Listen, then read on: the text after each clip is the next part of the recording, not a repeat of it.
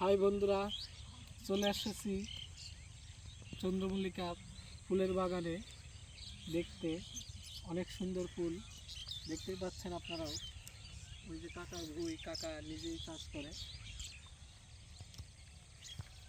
অনেক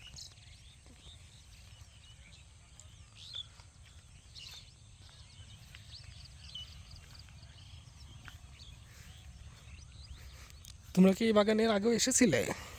হ্যাঁ, এই চন্দ্রমল্লিকা ফুল দেখতে এর আগেও এসেছিলাম। কাকার সাথে কথা হয়েছে, সে আজ 10 বছর ধরে চাষ করে। বিভিন্ন ফুল যখন সিজনে যে ফুল হয় সেই চাষটাই করে আর কি।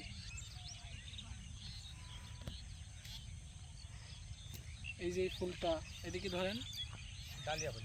এই যে ডালিয়া ফুল, এটা ফুটছে। কাল পরশুর ভিতরে ফুটে যাবে এই ডালিয়া, অনেক সুন্দর।